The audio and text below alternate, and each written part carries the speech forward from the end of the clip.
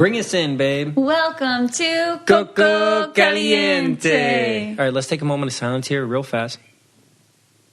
Do you guys hear that? It's almost like a... Just be quiet real quick.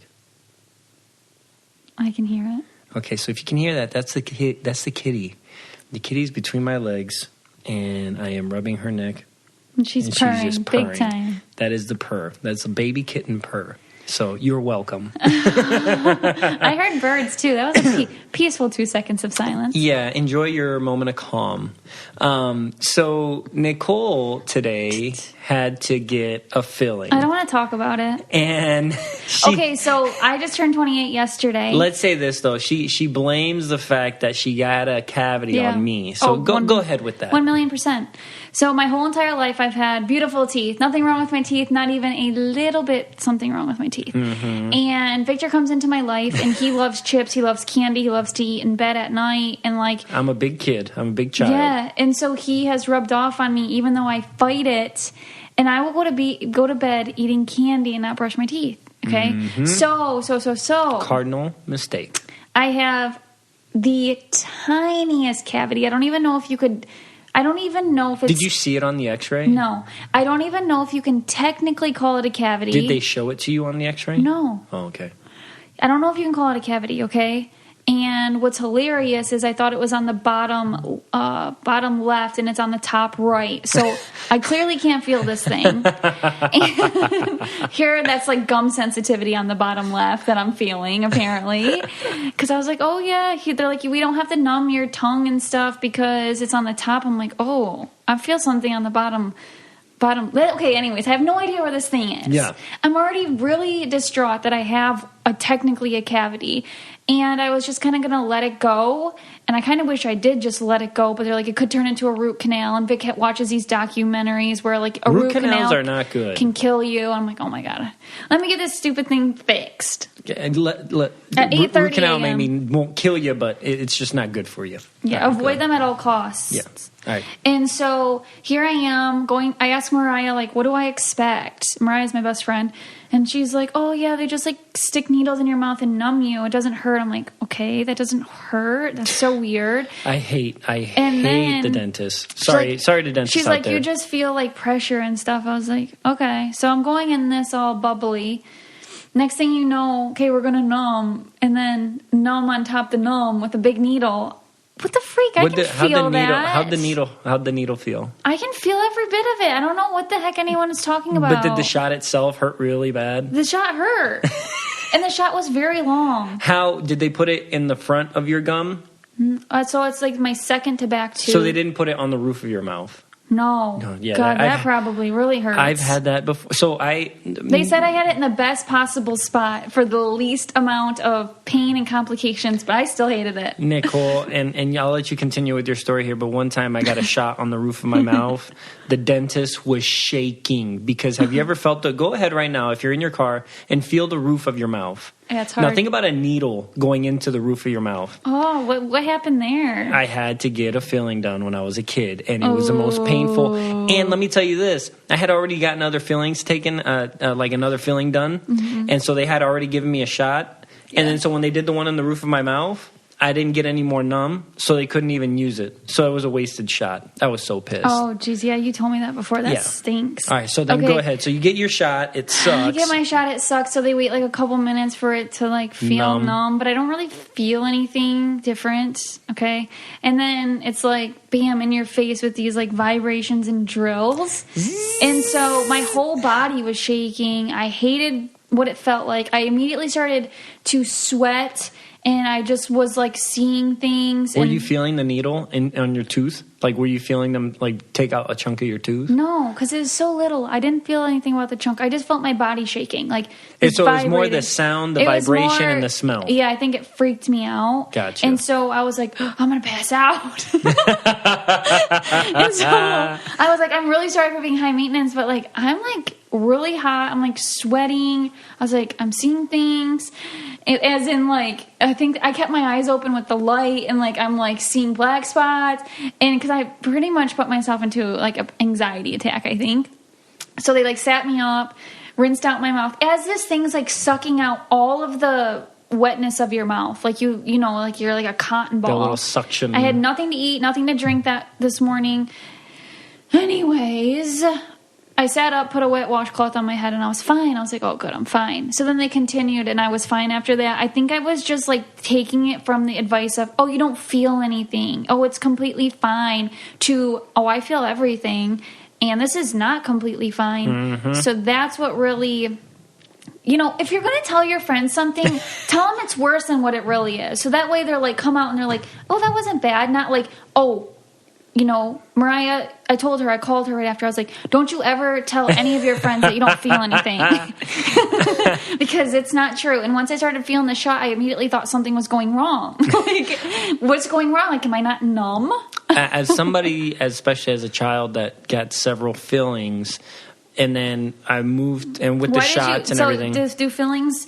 I think do they run in your family, or do you think you just didn't brush your teeth? I think it's more genetic than anything, I feel like. Because there's people that just never get them in their whole life, and they don't even brush that much. You know what I mean? That was kind of me for a long time. It's kind of crazy. So I think I've told you this before, but I remember I was in California when I was older, and I went to this dentist, and they're like, you got a cavity. And I was like, oh, hell. Like, I was pissed, right? I was not happy at all. Because I know the process as an older person now. I'm really changing my ways. And I try to do the best I can, you know what I mean? And so, but they're like, oh, look, we have a laser, we don't use a drill or anything like that. The only thing we use is the thing to put your tooth back to normal so you can bite, you know what I mean, after they put the filling in. And I was very skeptical. She'd be like, you'll be in and out 15 minutes max. Yeah. And sure enough, I go in there and it's a laser. There's no drill. They don't have to numb you. All it goes is like, and that's them like taking out the cavity. Yeah. And then they just fill it, and then they just put it back to normal so you can bite normal. So no I did pain. not feel anything. The only thing I felt was going to California next as a slight vibration of them just putting everything back to normal in terms of they do not have that around here, man. They bring out the tools that you see in the haunted movies. Yeah, I know exactly what you're talking about. It's not the. Oh my gosh! We don't live in the right location for that. Shout out to all the dentists out there. You are much needed, but man, do I hate going to the dentist. And I did not mind going to the dentist because I've never had to go through this process. And it wasn't like that bad. If I had to go again, I would have to go. I've gotten a root canal. I've gotten it all. Oh, jeez. Yeah. But I'm just saying that was not my normal cleaning experience. That I go every 6 months, and I'm like, yeah, it's not that bad because I just sit there and no pain. We are supported by Beta Brand. Here's a pro tip for keeping a routine and getting into a work mindset while working from home. Put on some real pants. Beta Brand dress pant yoga pants look professional and stylish, but are as comfortable as your favorite sweats. Yeah, I really like when Nicole wears these because I think they're like professional pants. And then I get up close and I touch them, and they're like yoga pants. Yeah, they're functional, comfortable, and they're as inspiring as your favorite workout gear. So basically, they look like professional pants that you could wear to church, to work, but they feel like yoga pants. You don't have to worry about the tight buttons that you need to unbutton after you eat lunch, which is what I would do. So they're super comfortable, stylish, and they make your butt look good. There's tons of different colors, different styles to choose from, like boot cut, straight leg, skinny, cropped. There's 8 pockets. I have like the green skinny leg, and then I buy any weird pattern I can find because that's just me. Nicole loves them. They're like her favorite pants. Yes, and right now our listeners can get 25% off their first order when you go to betabrand.com/Coco. That's 25% off your first order for a limited time at betabrand.com/COCO. Find out why women are buying 5 different pairs of these pants. Go to betabrand.com/Coco for 25% off. Oh, your voice. Okay, so today we have a really, really, really, really, really, really awesome guest. Yeah, he is. He's definitely very inspirational. Mm-hmm. Travis Mills, and he is actually from kind of where we're from. Yeah, he's from Michigan. Yeah, so that's cool. He doesn't live in Michigan anymore, but I think you're really going to love this episode. We loved it. He's amazing, and I can't wait to hang out with him and his wife in real life. Hello? Hey, am I supposed to be on on FaceTime video or just audio? Just audio, because we don't like how we look. We specifically choose to podcast because we don't like the video. That's not true. You're a very, very good-looking couple. And I mean that in the nicest way. Thank you. Thank you. I will tell you, I did love your luscious locks. I can't believe they're gone. Me neither. I'm so sad that they're gone. So I know, and that's what you get for helping people. Both of you just out there crushing the world. You know, if I did my research right, state trooper and RN. Yes, So sir. just giving back and watching your season, because we're avid. I'm not just kissing your butts. We're avid, amazing race people, just like no Survivor. way. Yeah. Watching the season, I was just like, he is such a nice guy. I would like to hang out with him. He is that nice. weird? No. Is that weird to say? That is not, you know what, I've heard much more weird things, because, you know, some people, they'll watch, like, the Big Brother and they watch the live feeds so they know, like, your sleep cycles. So somebody saying that I'm a nice guy and they'd like to hang out with me, no, that's not weird at all. And we're close. We live by you, so Yeah, we could hang out with you. It's very possible. Well, I'm just all I was saying was, when I was watching your guys' season, like you're both very wonderful people. I'm like, they're such a nice, like, how could you ever be mad at those? I was pulling for you guys the whole time, and then I'm like, he just seems so nice. But either way, well, where do you guys live at? We live in the Thumb Ubly. in Ubly. Mm-hmm. Yeah. So, Okay, yeah. I grew up in Vassar.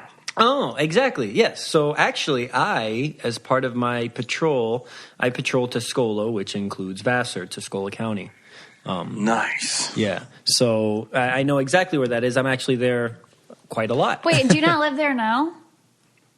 Oh no, I live in Maine. Oh, I thought you still lived in Vassar, because I thought we could actually do this one in person. And that's when I was talking to my assistant about it. But that's so, okay. So I know your foundation and stuff's in Maine, but I didn't know that you moved there. So, okay, that makes sense.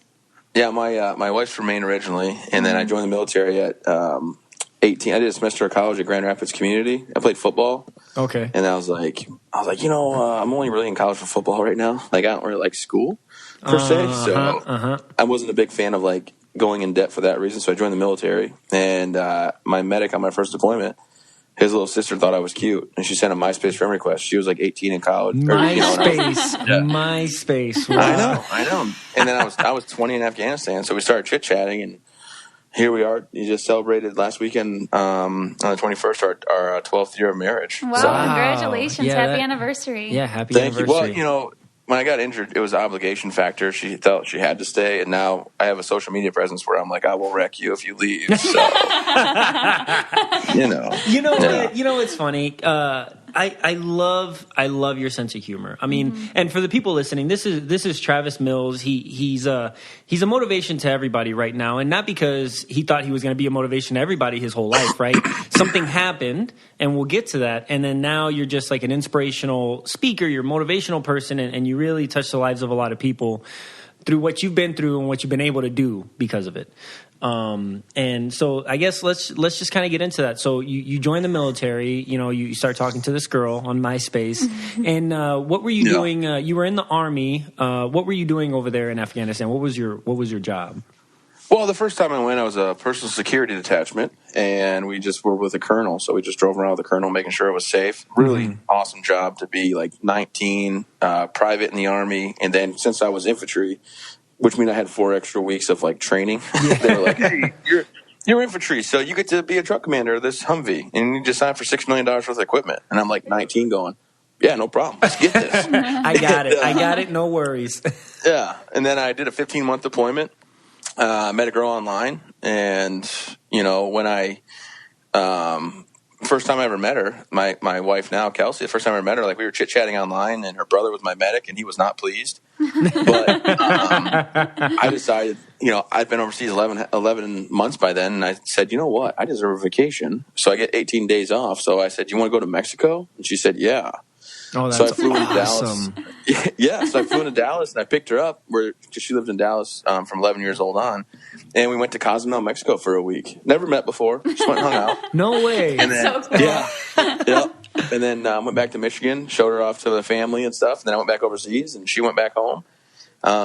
We got engaged, and then got married shortly after coming back from my deployment. And then I guess bought a house or bought a dog and an apartment. That makes it official. Once you buy the dog, you know you're really locked in at that point. Yeah, I know. I still got the dog, so that's good. Or we do. Yeah. And then, we got married. I did another deployment overseas, a lot different, a lot more firefights and grenades and stuff like that. My actual infantry job, and then came back home, bought a house, and had a daughter. And then I went a third time. I didn't have to go a third time, but my guys were going, so I thought I'd better go. So I got my orders canceled. I just got a quick question before we get a little bit further. What is a deployment like? I mean, you hear like 15-month deployment, right? And, some people are like, oh, that's just like a 15-month job away from home type of deal. But what's it like to go to Afghanistan on a deployment? Well, it's I got to be honest with you. Like, deployment's better than being back home in the Army. Like, you get to be at home in the Army, like, with your family, but they call it garrison life. Yeah. Garrison life, you got like, it's nowhere near as fun as like deployment life. Like deployment, you don't got to do like all the stuff you have to do back in garrison life. Like you're just out patrolling, you're with all your buddies. Firefights are, as weird as it sounds, the biggest adrenaline rush I think I've ever had. And I mean, I jumped out of airplanes in the 82nd Airborne Division as well.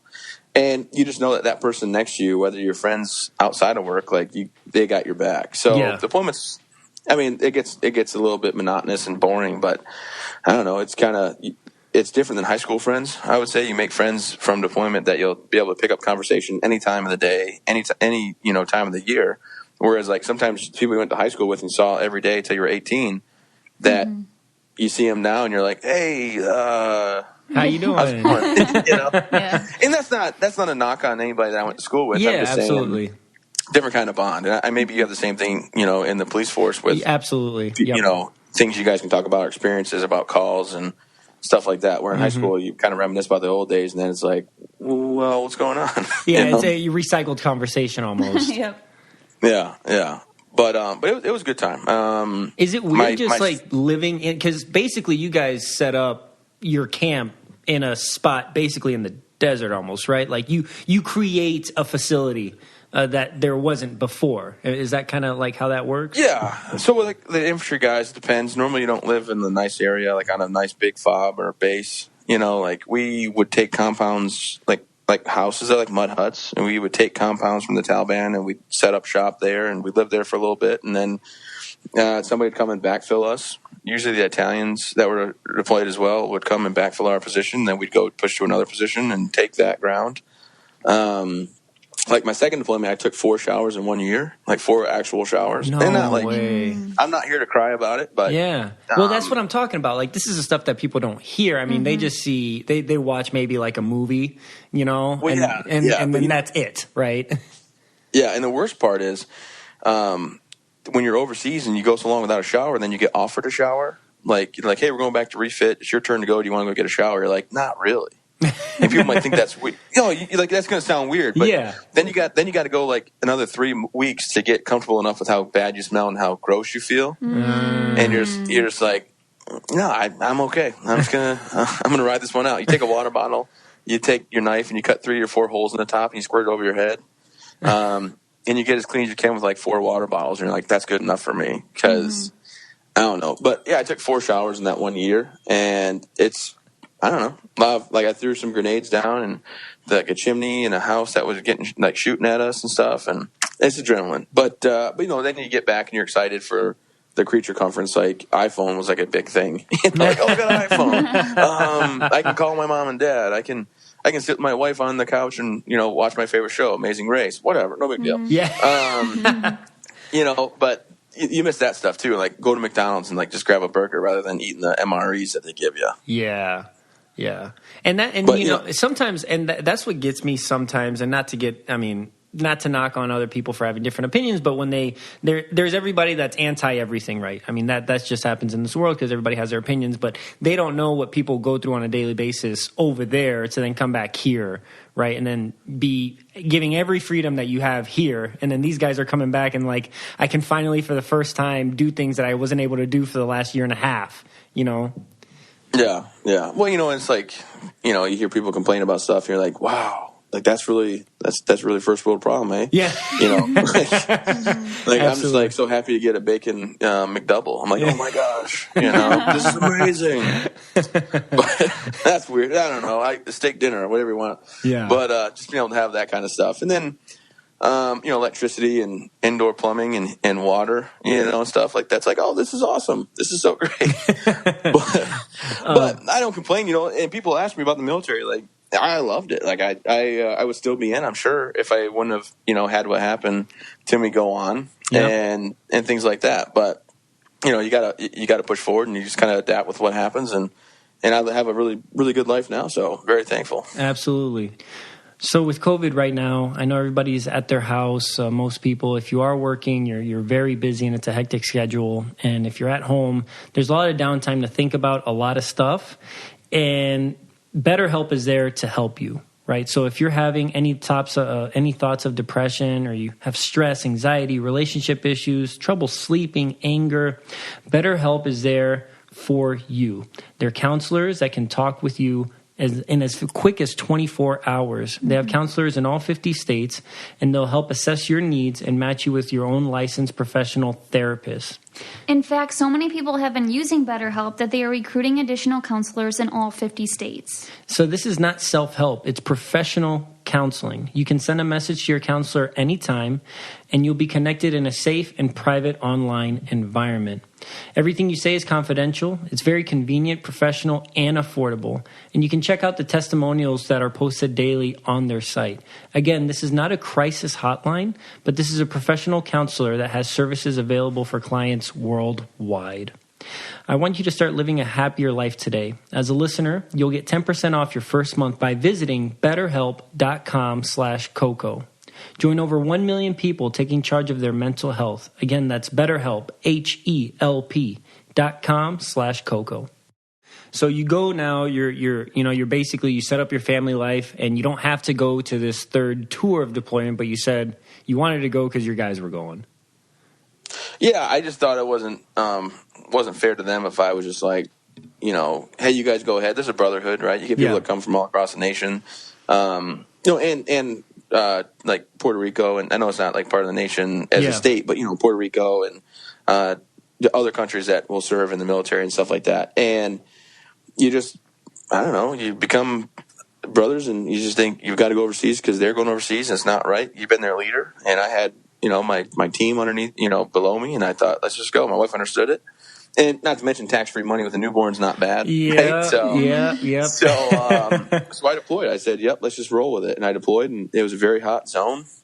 The first day was like a huge firefight, and it continued like that for the whole time I was there. I was there for about a month and a half. What's it like to be in a fire? Do you know you're about to be in a firefight? Are you just walking like in a formation or in your Humvees, and then next thing you know, bullets start hitting you guys, or like how does that? Yeah, so we were on foot, so we would walk on a patrol. Everything would go quiet, if you will. Like the people in the village would all be gone, right? They would no longer be there, and you're like, oh, well, something's about to happen. And is that an eerie feeling? A little bit. But they don't shoot from close, so like their accuracy is so bad. They want to take pop shots and run, and they're shooting from like 600, 800 meters away. So yeah, bullets will zip over your head or zip around you. And I've had close calls, right? I had a sniper almost hit me in the face. Oh, well, that's freaky. But, yeah, well, I was. I never really showed fear. I'd take a knee if I had to, but rarely do I take a knee. And I was directing like the big heavy cruiser weapons, they call them, the big guns. Okay. That like the machine guns. I was in charge of the heaviest machine guns that you carry on patrols. I had 2 teams of them, so I didn't really have time to like stop and like take a knee or get in the prone position and start firing back. I had to make sure that my gun in the front of the then the front of the formation or file was shooting the right way, and the gun in the back was doing. So I was always moving. Okay. But I don't know, when rounds are cracking, if you just keep your cool and stay calm. First firefight we got into, I'm always happy and joking. I never yell. I never was like the guy you see on TV, like, you know, in the movies. I was a real jerk. And I was like one of the highest ranking people overseas in my platoon. I was the third highest seniority wise when it came down to like first sergeant, platoon sergeant, and then me, weapons squad leader, was a senior E6 out of the 4 E6s. Okay. And, these guys that didn't really know me that well, that came kind of late into the party, if you will, they didn't know how I got promoted so fast or how I was doing so well in my career because they never saw me in a firefight. The first firefight we got into, 2 guys that were team leaders that had been overseas before, they were just like shooting rounds and not really doing what they're supposed to. So I went, they weren't even my squad, but I went and kicked them. And I said, hey, what are you doing? Like, you guys have been here before. Act like you've been here. Let's get after it. Yeah. And I controlled their rates of fire. And I didn't think nothing of it. I was just yelling at them because they weren't doing their job right, and I needed them to do better. And later on, we went back to our COP or FOB, if you will, forward operating base, and we did a refit of ammo because we spent a lot of ammo that day. Mm-hmm. And they came up to me and they say, look, Sergeant Mills, we're going to be honest. We had no idea when we got here, like, why you were the E6 and why you weren't mean like everybody else and why you never yelled.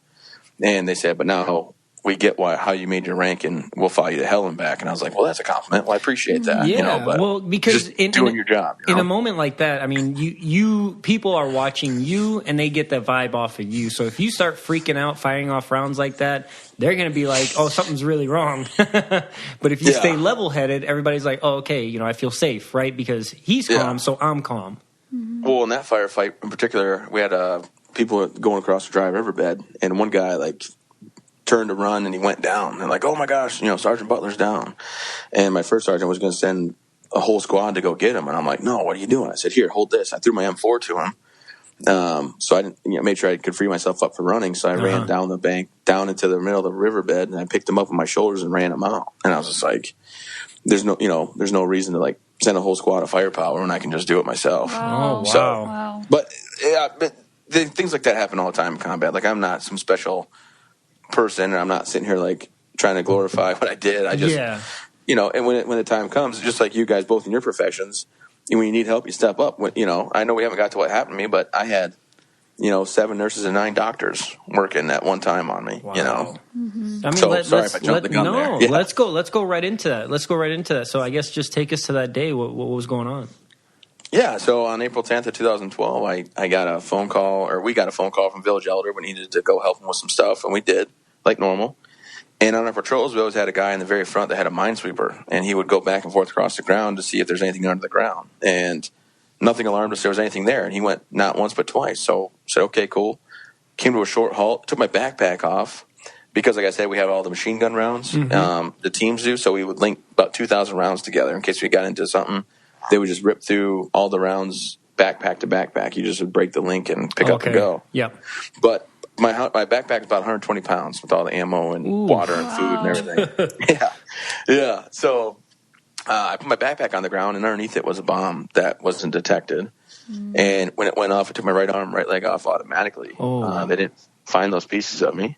And then I got thrown on the left side of my face, and when I rolled over on my back to see the aftermath, my left leg was dangling. So you could imagine your left ankle bone touching your left thigh, right? Yeah. And then my left, I started so nonchalant about it. I guess it's just, for me, it kind of is what it is.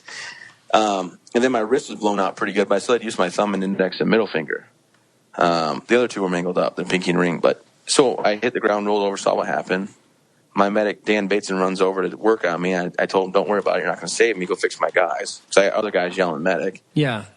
And in my head, I just see the movie Saving Private Ryan. And the only thing I'm thinking is don't show any fear, because I keep thinking about the medic getting shot in the stomach in the movie, and he cries out for his mom. Yep. He begs not to die, and then he ultimately dies. And I thought, in that situation, how they're going to remember me is very important. So I'm not going to freak out and yell for my mom. I'm not going to beg for my life. And at the end of the day, it's not my choice. My medic ignored what I told him to do, and he started working on my right side. My platoon sergeant started working on my left side, and within 30 seconds, they had tourniquets on both arms, both legs. Well, when they're working on me, I don't know what to do with myself, so I reach out with my left hand that still works a little bit, and I hit my trucker mic on my chest, and I call my lieutenant, and I said, hey, 6, this is 4. I got guys injured. I need your medic with mine. So their element came to us. Doc Voice worked on the other 2 guys that were injured, got them stable. They were injuries, but they weren't as severe, I guess, as mine, but they were still injured. And then they went ahead and worked on me. They put a sternum IV in me, and they got me on a helicopter within 10 minutes of that. On the helicopter ride, I started yelling at the flight crew because one of my guys was yelling out. And he was in pain. He had every right to be. Mm-hmm. And I started yelling at the flight crew, but they had their helmets on. So I got my left arm loose of the strap, and I swung it over my head, and I said, take your helmet off. And he took his helmet off and said, give my guys water and tell them they're going to be okay. And I'm like trying to calm those guys down. Oh my gosh. Man. Yeah, well, because if you think about it, I mean, what's left for me to do, right? Yeah. I don't think I'm going to live. I'm not going to show that I'm upset about it. I'm not going to let their last memory be me crying for my life, because I don't think, and not that that's a weak thing to do. I just, in my head, was like, not going to happen. Yeah. And I also see those are your guys that still have to be on a mission, right? So you don't want to put that on them. Not these guys. The two on the helicopter weren't going to be on the mission no more. Not for a while anyway. Yeah. And I had this protective goop they put in my eyes, and I was like the VR goggles, but I could see some winking at the one guy yelling, "You're going to be fine. It's okay." And then I'm telling the medic, "Give these guys water." And I actually wrote a book. It's a New York Times bestseller, and it has a letter that the first sergeant and the E6 medics that were on the helicopter that day wrote to my wife about they couldn't believe in this situation what I was doing. But I guess it just revert to my training, mission first. And then they got me on a stretcher, and they were pushing me down on the gurney or stretcher or whatever, through the hallway, and I kept trying to sit up. And the nurses kept pushing me down. And I said, "Quit touching me, I'm fine, leave me alone. I gotta get back to my guys." I got my feet underneath me. And the nurse looked at me and said, "Look, Sergeant Mills, I don't know how you're still awake right now, but you need to go to sleep." And they pushed fluids in to knock me out. And as they knocked me out, last thing I looked at that nurse and I said, my little girl, am I ever going to see her again? Because my daughter, Chloe, was only 6 months old at the time. And they knocked me out. And then, like I said, 9 doctors and 7 nurses worked on me around the clock for 14 hours to get me stable, still critical, but stable. And they also, when they started to undress me and stuff, my left leg just was done. So that it just came off. And I had over 400 units of blood given to me, which was the most blood ever given in Afghanistan at the time. I went from A positive blood to the universal blood, because they ran out of A positive. Wow. Yeah, they switched it back to A. I mean, they didn't. It switched back to A positive, but they were doing we need blood now, mass call.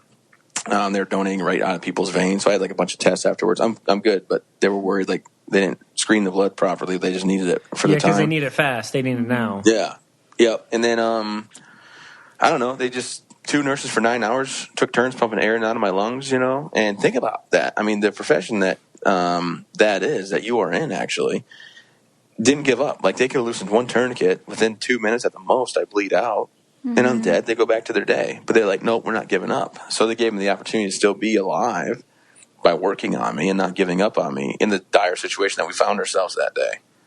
And then, while this is happening, my brother-in-law was getting a phone call about what happened. So he flies in to see me because we're really close. He wasn't really that mad. I married his sister, but he flies in and finds out what happened, because when you go overseas, you fill out a thing called a blue book, and basically you plan your funeral. If I die, I want this music played. I want to be buried with this. I want to have this kind of funeral, military or civilian. I want to have this, and the last thing is who escorts your body back to your family. Obviously he was going to take me home, and I would take him home if something happened to him. Yeah. And he flew in and found out what happened and saw me. And then they flew me to Bagram on April 12th, and they took me in for a clean out, and they realized the skin on my left hand had necrotized. So it died, unfortunately, and they had to cut it off. So I became a quadruple amputee. And then 2 days after that, they flew me to Landstuhl, Germany, and they woke me up for the very first time in Germany. And when I came to, I talked to my brother-in-law. He was the only one in the room. And I said, my soldiers, how are my soldiers? I asked about them first. And he told me, about Ryan and Brandon. Then I said, am I paralyzed? And he said, no. And I looked at him and I said, Josh, I can't find fingers and toes. You can tell me the truth, bud. And he said, look, you're not paralyzed. You don't have them anymore. I said, oh. So, I ignored everybody for 3 hours. Doctors, nurses, Josh. I didn't want to have a conversation. I have questions of my own in my head. Am I a bad person? What I do wrong in life? How can I be a husband and a father? And I think a big question I had, and I'm not embarrassed or anything to admit it, was, why didn't I just die? The whole Lieutenant Dan feeling, right? Yep. Why didn't I just die? How is this better? But finally he convinced me to call my parents and my wife, and I did. My wife finally said, hey, what's up? I'm fine. Love you. Bye. And my parents about the same thing, except for when I hung the phone up, my mom yelled happy birthday, because that was my 25th birthday that day. Oh, no way. How long were you sedated for? How long were you out for before they brought you back? They 4 days. They medically sedated me for 4 days. Oh, okay. Wow. And then they woke me up, and then it was kind of funny. I don't know, not a lot of people know about Kelsey and I, but when we got married in June, we actually got married one time before that. We had a little courthouse wedding on April 17th. Yeah, so we don't talk about it. We don't celebrate it. But they flew me to Walter Reed on April 17th. So the first time I saw my wife was our anniversary. Yeah. And I'm 4 years. And she's like, happy anniversary. I said, no, we don't talk about that. You said we don't celebrate this one. And then she had to sign paperwork, actually. When she first saw me, they said they had to cut 2 inches off my right leg because the sutures had split and had ripped. And like, he's going to bleed out if you don't sign this. So she did, and took me into surgery automatically. And then like the next day, she came in the room, and I told her she probably should take the house and the cars and any money we have and go. It's not the life I choose for her, but she was really stuck on handicap parking. So she's like, I really want that. She said, that's not how this works. I'm going to stay. And I mean, that's like the broad overview of how those 7 days went. And then there was like 19 months at Walter Reed that I had to recover and learn how to do everything. I mean, you got to think about, I went from 250 pounds, 6'3" stature, lifting weights a lot. At one point in my life, my arms were like 22-inch biceps. Not to brag, just saying like, You were that guy. You know what I mean? You were that guy, and you were in the military, super I know fit. You're not that guy. I haven't seen you on TV. You're not that guy. I'm not that guy. Yeah, but and I went from 250 to 140. Ooh. I lost 110 pounds, and I was very weak. I got so weak at one point I couldn't roll right or roll left or sit up by myself. And, I had to have everybody help me do everything, get dressed, feed myself, use the restroom. So, like the lowest point of my life. And everything the hardest part for me was the mental part of it. Yeah. It wasn't the physical stuff I could do, right? I'm going to learn how to sit up. I'm going to learn how to walk again and stuff. But mentally, I'm like, man, why did this have to happen? And you just, you can't change what happens, so you got to just keep pushing forward. Yeah, and I can't imagine. I mean, now, obviously, I'm listening to the story, and I'm like, man, my coffee's a little cold, and why am I complaining, right? Like, it really cold gives coffee's the only way to drink it, so I'm not sure. Do you like hot coffee? That's how I am, too. Well, I get made fun of because every morning I put like 3 to 4 ice cubes in my coffee. Because if it's too hot, I'm like, no way. Lukewarm, I'm good with. Well, you see that this is off topic, but I'm weird about that. If I have to go somewhere to get iced coffee, I can't just make my own coffee by throwing ice cubes in it. I don't know. It's just because it waters it down. I get what you're saying. Yeah, it waters it down. But that's kind of I add my almond milk, French vanilla stuff, and it tastes delicious either way. But here's the thing. They have these turbo chillers my wife got me. You fill it up with water, and it goes inside the freezer. It freezes. You put it in there. You shake it for 30 seconds. Comes out iced coffee, basically. Oh, you don't lose any. No, yeah, really cool. Turbo chillers. Sorry. No, we got off topic. We're good. But the moral of that little story is, people, and me included, we complain about things that aren't a big deal, yet you had to go through this whole thing, and you're still working on it day to day, and you have the best attitude in the world. What's crazy for me is you were in that accident, and you don't think you're going to survive, but you're still able to stay level-headed and not scream and not. I know that people would like to maybe think that that's how they would react, but until you're in that situation, you don't really know if you can react like that. And so I'm just still stuck on him, like, getting people's attention for other people. Or, like, having the conscious of mind to like go for raising your his radio. arm that he can still raise, and call for medics for other people. And, I mean, I can't even wrap my head around that, because I just feel like it's human nature to, like, cry for help when you need help, but you were just like, you didn't. No, it's like, I'm good. They need help. Yes. I think, I watch a lot of war movies. I still do. Like, none of that stuff bothers me. Like, I don't have any nightmares about what I did overseas. Fortunate, right? Fortunate, I can say. But absolutely. I watch some movies, and, you watch, like, Band of Brothers, and they said the best thing to do is, like, just realize you're already dead, and you'll be a good soldier. And I wasn't thinking I was already dead, but, it's kind of like that numbness to what can happen, and also understanding that perception's everything for me. And if I'm the guy that people are watching because I'm injured, but also on the battlefield when I was fighting, like, I don't need them to have a memory of that. Like, they need to stay strong and keep pushing forward. And you know what? Like, when that sniper round almost hit me, like, me and my LT were next to each other, and we're right between our heads.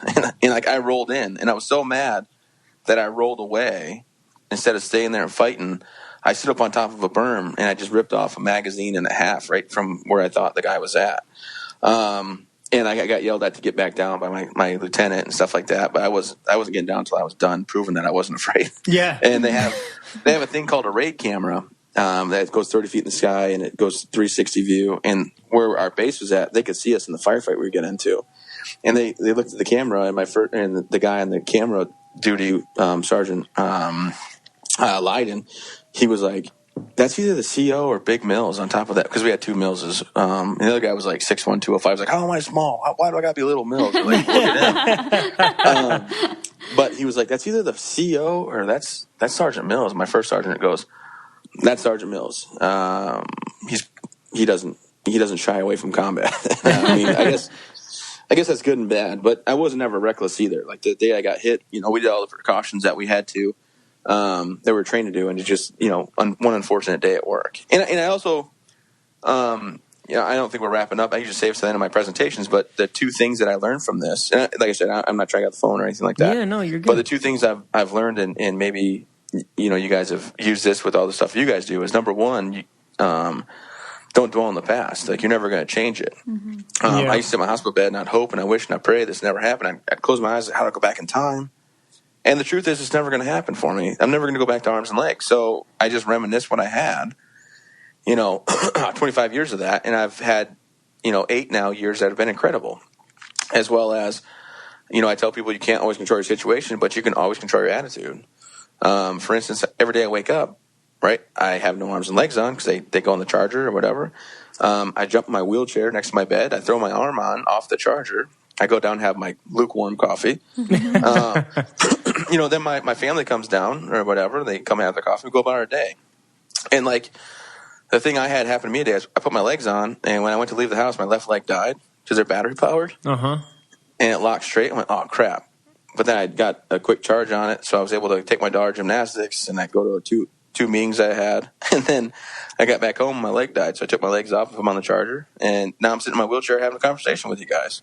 Wow, yeah, that's crazy. See, and that's your thing is once you establish that as that's you, that's you now. You know what I mean?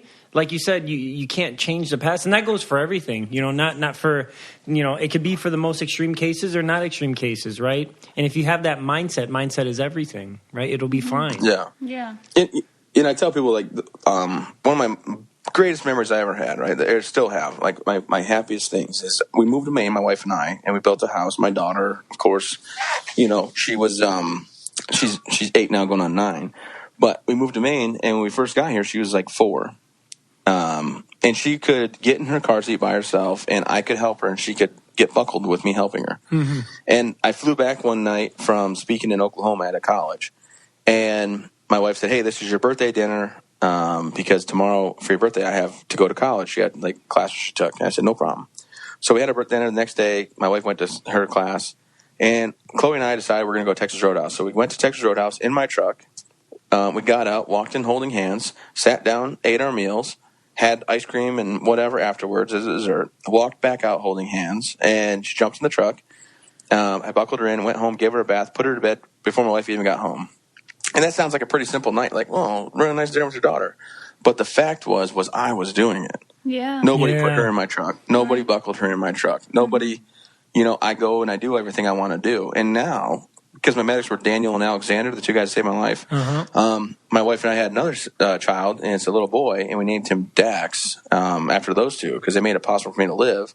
And he's like almost 3 in 2 months, and he's a wild man. But we're almost to that point where I can buckle him in by himself and take him and go do things. I'm fortunate to own or part own 3 businesses, plus I run a very successful nonprofit. Yeah. So life goes on. What are you going to do, right? Yeah, that's really amazing. Made the best of the situation for sure. Yeah, everything that you do now too. I mean, you have your book and you do your talks and everything, motivating other people to be better, right? and take what they have and don't take things for granted. And so, how'd you come about writing your book, Tough as They Come?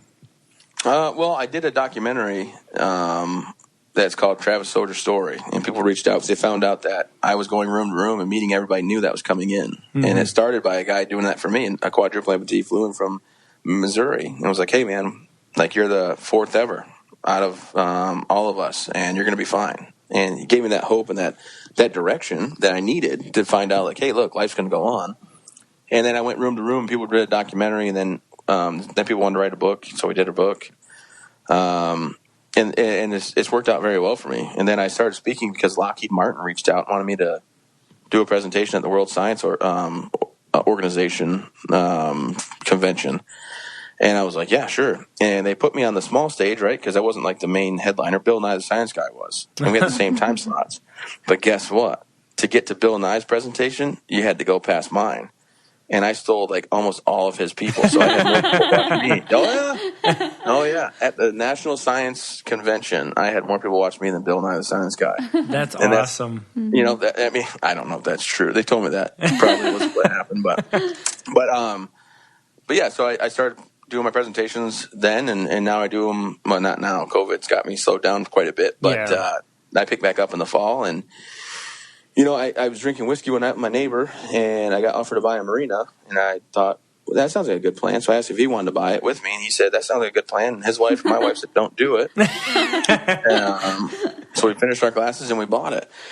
And now a marina, like a full-fledged marina, piers with people renting to have their boats there and stuff? Or It's on a lake. Yeah, it's on a lake in Maine. So we have 36 cabins and cottages and rooms that we rent out, as well as about 186 boat slips. And we have 10 rental boats and a cafe we just put in. It's going really well. That's awesome. That sounds amazing. I mean, Nicole and I are going to find a place to go in Maine that has boats and cabins and a lake. Oh, I know where we can go. There you go. Lakeside. Hit Lakeside up. But no, it's a good time. And I don't know. I look for opportunities like that. But you can look at your situation, you can be down about it, or you can think that the world's against you, and you can question why it happened, and then it just got me nowhere. Matter of fact, there's a state trooper here in Maine that just got hit by a car during a chase, and unfortunately, he's probably going to lose his leg, and everybody reached out to me if I could talk to him, and I said, yeah, and I went and talked to him, and the first thing I told him was, hey, look, you're going to keep questioning, are you a bad person? You're going to keep asking why this happened, and I'm going to tell you right now, there's no answer you're ever going to get that's going to satisfy you. So just understand that it happened. Do your best to move forward and know that life is possible. And, I think that really sunk in with him. A nice guy. Yeah. But you got to think, you sit there and you wonder, like, why did this happen? Like, why was this my destiny or my fate, whatever you believe in? Or what if, what if I would have just changed one thing in my day? Why didn't I? Do you ever think that sometimes the opposite, like maybe it happened to you because nobody else could really handle it in the way that you're handling it, and that you're inspiring others and motivating others? Good question. I try not to. I try not to go with it, because people wonder, like, hey, with all the good you're doing, because we have the Travis Mills Foundation where we bring up combat and service-connected injured veterans and their families, and show them how to do things adaptively for a free week stay in Maine, right? Like a free week, they fly in on us, we put them up, them and their families, brand new estate that not brand new, we actually renovated the whole thing, and it's going to be a very successful and large foundation, which I'm very proud of. But people always wonder, like, hey, you ever think with all the good you're doing that you'd go back in time and have this happen again? And I tell them, no, I would never have this happen again. As much good as I'm doing, I'd rather have my arms and legs any day of the week. Yeah. And I hope that doesn't sound selfish. No, definitely. I wouldn't expect if anybody that. judges you for wanting to have your arms and legs back, I mean, I'd be far be it for them to make that judgment call, because they're not in that situation. Exactly. Well, yeah, but the thing is, I'm not bitter about what happened. I think that's an important thing. Like, it happened. But as far as if I can go back in time and change it, I would definitely go back in time and change it. Yeah. But you can't, and that's the whole point about the not dwelling on the past, just reminiscing, because I don't think there's any reason to do the what if game. It'll drive you insane. So I've just learned, hey, look, I'm fortunate. I got my wife, my kids, and I live a pretty successful life, so nothing to be upset about. Yeah, and I'm not famous like you guys. No, but we are not. This is what I tell anybody that says that. They have like the A list and the B list, and we're close to the Z's. I don't know. Maybe if after the Z's it starts with numbers or something. We're down there. Is that because the 600 and some thousand followers for her, or the 200 and some thousand for you? I mean, you just let me know. I don't know. It's just because, okay, this is how I see it, right? People that are, I'd say, actually famous is they're doing a job, right? Their job is like being on movies, or they're actors or something like that, or they've done something. They have a talent. Yeah, they have some type of talent. When somebody comes up to me and Nicole on the street and like, oh my God, you're Nicole and Victor. We from have no talent. Big Brother. We're like, how do I turn on, right? Like, I am on right now. This is me that you're getting. And so if I'm not I'm not portraying something, so it's like kind of weird sometimes, because I'm just like, oh, great. How you doing? Whatever. And I don't know. And then Nicole says this all the time, if I'm like under delivering, but there's nothing to deliver, because how you see me is how I am, right? I don't know if that makes sense. Yeah, because you're a champion, both of you, and everybody's just like, I love what you guys do and who you are, compared to some of these actors who are like, oh, I heard they did this in the public with people. So you're more important to society, especially not just for like the good vibes and the great times and being wonderful, nice people that I think Kelsey and I'm like, they seem like so awesome. But also giving back to the community. I mean, think about your jobs, and what you do. It's amazing.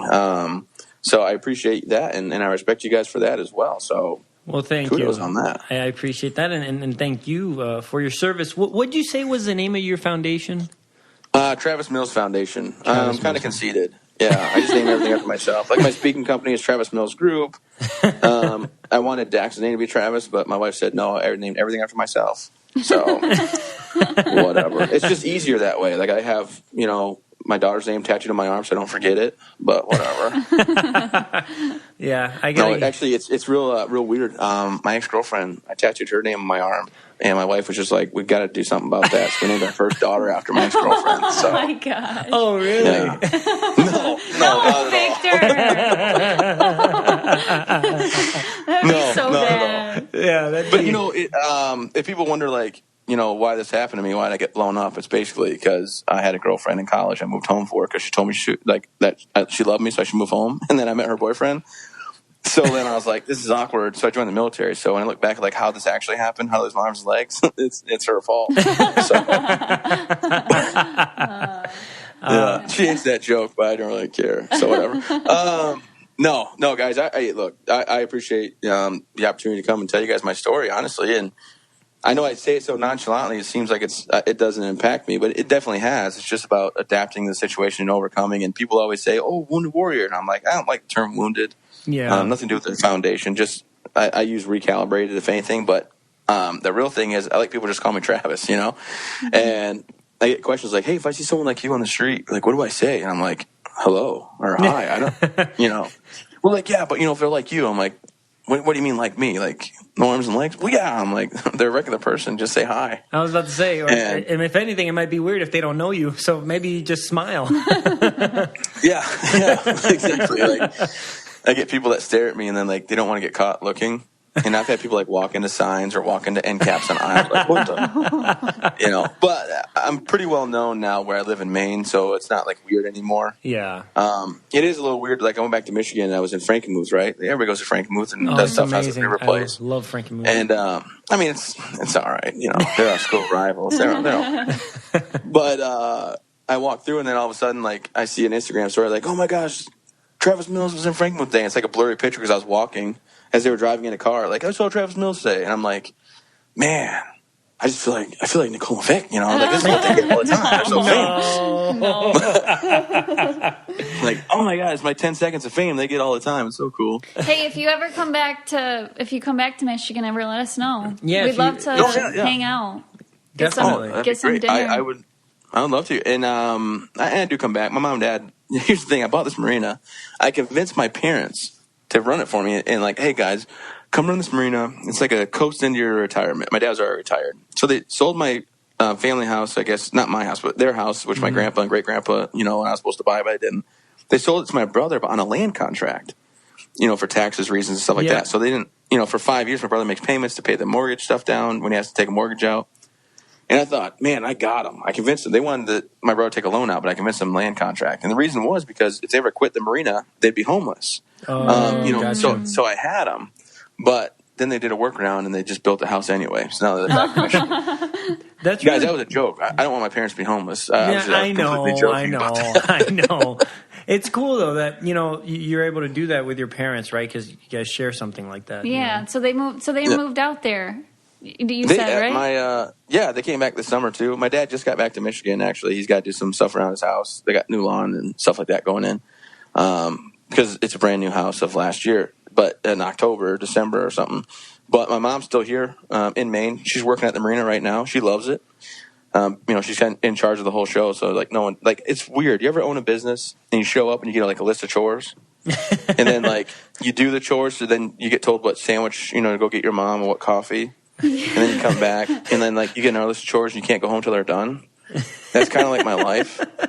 And it's funny because it's your business too. Yeah. You know what I mean? I'm I'm the owner. And my mom and dad are okay, all right, Big Trav. Okay, now go get this done. Owner, quotation marks, owner. Yeah, okay. I would love my parents to be able to help with the business because they have your best interests in mind. Exactly. So it's okay, I'll go grab your coffee and your sandwich because I know you're doing me such they would never do anything bad to the business or anything like that. Yeah, oh yeah, that's a good feeling. Yeah, and then I got a Traeger smoker, so I'm smoking 2 chickens tonight. So I got to pick my mom up.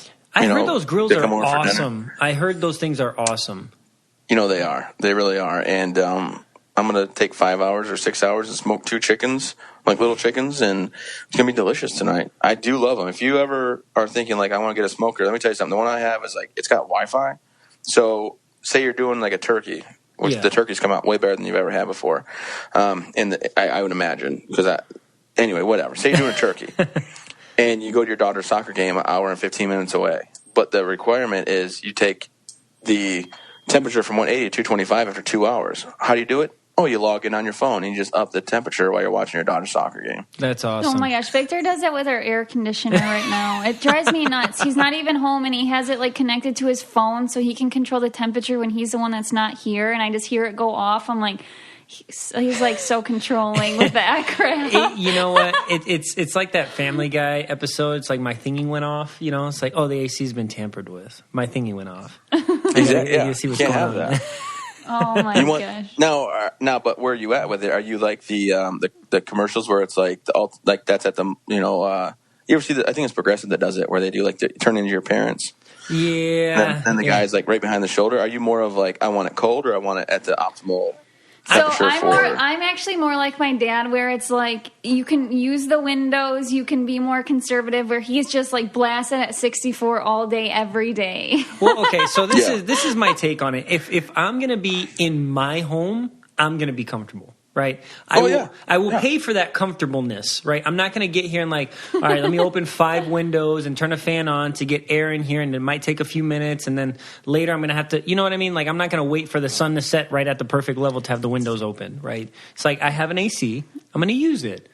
Yeah, but you can't run it all the time. That's my thing is you can't break things and overuse them. I'm just saying that. I lived in the country, and I think that's the difference. And Travis, can you serve as our mediator here in this? Yeah. But I want you guys to know I run hot, so my blood circulates faster than everybody else. When your heart beats, goes to your fingers and toes usually, and then it comes back cool down. Mine doesn't. Yeah. When you release heat from your body, it's head, hands, and feet. I'm missing 4 of the 5. And then even though everywhere I wear shorts and a t-shirt for the most part all year round, my legs are capped off with 3 layers. So a third of my body is just always hot.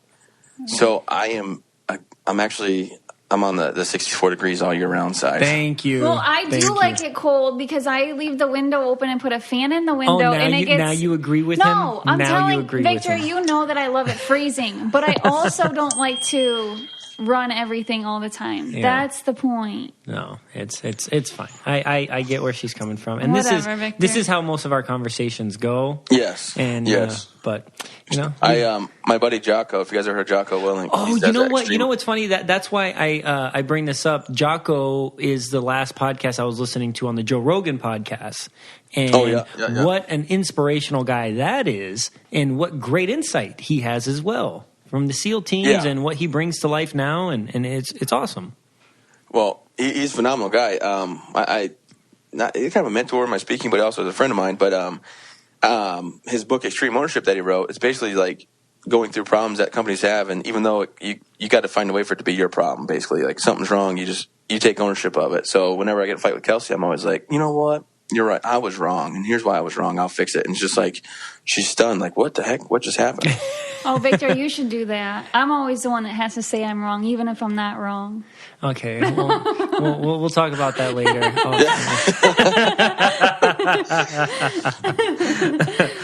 Hey, so Travis, where can people find you on social media if they're looking for you? So my handles are all SSG Travis Mills on Instagram and Facebook. I appreciate the shout out there. And then on, I guess, Twitter. I don't really do Twitter, but whatever. That's all the same. And then travismills.org is my website. And that's where for all your Travis Mills needs, visit travismills.org. Awesome. Well, hey, you're awesome. We have your phone number, so we're gonna creep on you. Oh my gosh, Victor! No, we are not gonna creep on you. Well, that's hurtful. I didn't do a good job. We can't be friends. You see, Nicole? Yes, but we won't be creepy. Nicole, perspective versus reality. Okay. Obviously, I'm not just gonna use his number and like send him a bunch of weird stuff. Okay. No, but thank you so much for hopping on. Absolutely. And you guys have Facebook, FaceTime. So I know you have iPhones. So that means you have emojis. Let me tell you something. My New Year's resolution this year, because like before it was like read my emails. I'm horrible at that. I wanted to do more animojis last year, and this year as well. I'm crushing it. Is the Animoji the one where it's like the animal and you talk and it talks as you as an animal? We've never done those before. I never used that. God. How do you do that? Oh, you got to just go in your text message and then hit the little animal thing, the Animoji, and then just talk and hold the thing down. That. Yeah, that's funny. It's worth your time. I'm not sure whose number this is, but I'll send you guys one if you want. That's Nicole. Go ahead, just bombard her with animojis. Awesome. Well, I appreciate it, guys. Let's get back to your day, and I don't know. I don't want to. You guys are famous, so I don't want to hold your day up. Oh my God. No, not at all. I appreciate the time. If I come back to Michigan in the near future, or not in the, I'll hit you guys up. See if you guys want to come hang out. I got events I'm doing in Michigan. Like I have a 5K that's going to be virtual now, but it's supposed to be right there in Vassar. So next year we'll do that. But yeah, love to see you guys and hang out. My wife will be just like amazed, obviously, because you guys are famous. Heck yeah, that'd be awesome. I'd definitely be in Vassar for a 5K. I don't mind that. That sounds like a good time. I also know you're very tough, so if I came off wrong towards you, I apologize, because the whole show I'm like, he just seems like such a nice guy. No, you're great. I love it. I love it. I love that you're energy. Tough too. I know that. Rough exterior as well. But, no. All right, guys. Thanks so much for your time. I hope you have a wonderful rest of your day. Thanks, all right, you too, too, Travis. Thanks. Bye. Bye. All right, take care. Appreciate you guys. Bye-bye.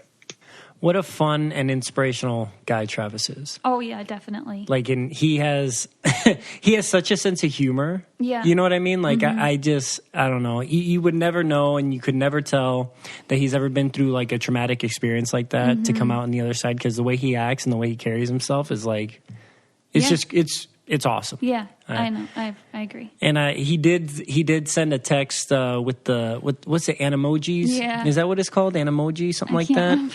But yeah, he sent a message and then I sent one back just funny. like that. It was kind of funny. But anyways, Nicole, you have a weird or normal. Okay, so this week's weird or normal is it weird or normal to clean your pet's eyes? So I think it's normal if there's something in their eye. I think it's weird if you're on a regular schedule just cleaning their eyes for the sake of just cleaning their eyes. I am on a regular schedule. I love to clean their eyes. But what's in their eyes that you want to clean? That's my question. Oh my gosh, I love it. I'm so weird. This is like one of the weirdest things about me. I just I don't know if I like if it has to do with like how I love to pick things and pop things, and I love to just like clean their eyes. I don't know. But what is in their eye? Well, it's not in their, it's around their eye. Okay. It's not actually like I'm digging in their eye. It's just around their eye, like sleep, basically. Like the eye boogers? Yeah, that's exactly what they are. I like to clean those. So what do you do with them? I'm not going to admit it. I don't know. I just brush. You smell it? No, I brush them just back. Like, I'll just like pet them and they kind of like. Just like take it out of their, like it might go right into their hair, but you just move it out of their eye. I mean, I probably, if it was big enough, I'd use a tissue. I do know people use tissues, and I think that's normal. I think it's very weird how I just like Like, for example, our kitty had like an eye infection, so she had gunk, so we'd actually use like a napkin. Yeah, that's normal. Right, to clean out her so eye. I only clean like my dog's eyes. It takes me a while to clean an animal's eyes, but if it's like, sometimes, it's like hard, so it's like you pick at it. It's like more crusty. Yeah, so it's so gross. That sounds so nasty. I know. I don't know what's wrong with me. I don't know what's wrong with me. Is like there any? Is Is there anyone else? I love to pick scabs and stuff, and like my dogs don't gross me out at all. I would never go pick a stranger's dog's like dried eye sleep. gunk? His face right now is disgust. Yeah, because I don't know. It just sounds nasty. I should have never brought this one up. I should have never brought this one up because people are totally gonna There's people. There's so many people out there, right? There's bound gotta to be at people least that like are, 5 people who do the same thing. Maybe. I don't know. I can imagine people do that to like their kids, right? Their babies and stuff. Yeah, but see, like to me, I don't have a baby yet, so it grosses me out when I see like the mom digging their finger up their nose. I'm like, ooh. But I think once I have a kid, it's like this is so normal. Oh, I feel So when like I have you're going a to be dog- looking forward to that. And be like, No. ooh, I get to pick boogers out of my baby's nose. You're so annoying. No, I do not think I will like that at all. I tried to pick your nose before, and it really grossed me out. That's disgusting. I don't like that at all. I don't like you picking stuff off of my body. Let's just put it that way. I don't like that at all. Anyway, I digress. Okay. So, Nicole, Spanish word of the day. Okay. You ready? The Spanish word of the day is recuperación. Whoa. Whoa, whoa, whoa there, sir. Say that again. Recuperación. Say it without rolling anything. Recuperación. Recuperación. Wow. Wow. Wow. I have no idea. Recuperación. Okay. Say it without the R's. Recuperación. I don't like saying it without the R's because then you're not saying it correctly. Does it You know have, what I mean? I know, but I can't. Otherwise, it's all like so much together. I can't understand what you're saying. If you spelt it on the board, is like what I'm trying to imagine in my head when I tell you to say it. Recuperación. Recuperación. Is it with something to do with our guest? Yep. Does it have to do with like it makes me think of like deployment, soldier, kind of like a mission You're type on thing. the complete wrong track. Oh, Complete wrong track. dang it! Recuperación, like recoup, recuperación, recovery. Whoa! See, Yeah. if I would It's have like seen how it's spelled. But you wouldn't have seen it that way though. Recuperación, yeah. So it means recovery. Woo! Okay. But you didn't. Did you get it though? No, I didn't. I give you 50% because I gave you a little bit, so you. I got was it. talking out loud, and you're the one that said no. I wasn't like submitting those answers. I didn't say no. I said you're on the wrong track. Yeah, I was. Just I was trying to talking. guide you back. I got a it. little bit. I got it. I think I got it. All right. Well, I'm going to read a review because without you guys, the listeners, the person that's here right now in their car listening to this, there is no us. So we appreciate you. And for that, I'm going to read this from Hannah and Chris, Muy Caliente, 5 stars. Woo! My fiance and I love listening to this podcast. If we were going on a short road trip to visit family, he will remind me not to listen to it yet so we can listen together.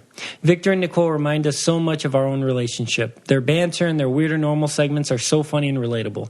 Each guest on the podcast has been so enjoyable to listen to, and Victor and Nicole do a great job of directing the conversation and letting it flow. We're so excited to hear about their wedding once COVID calms down and to listen to this podcast as they grow their family in the future. Oh, thank you so much. That's so sweet. I'm glad that you I had can a relate. frog in my throat there. Yeah, no, you did. I'm glad that you relate to us. That makes us feel good, and I feel like our weird and normal segments just keep getting a little bit weirder because I'm more comfortable. But I'm glad that there's like other people like me out there. Yeah, there's other weirdos I don't out know there. how there's other people like Victor. I mean, I feel like I'm more normal than weird. But I consider myself unique and limited edition. There's several of you. Oh yeah, there are there? Yes. There are. Okay. Well, thank you guys so much. Please rate, review, and subscribe. The easiest way is on Apple Podcasts. You can listen to us anywhere you listen to podcasts, so you can tell your friends. They can go on Spotify, Google Play, Stitcher, iHeartRadio. You can always go to www.cococalientepodcast.com, and you can listen there as well. And also, you can check out our merchandise. Don't forget to follow us at Coco Caliente Podcast on Instagram and at Coco Caliente Pod on Twitter. Thank you. Thanks.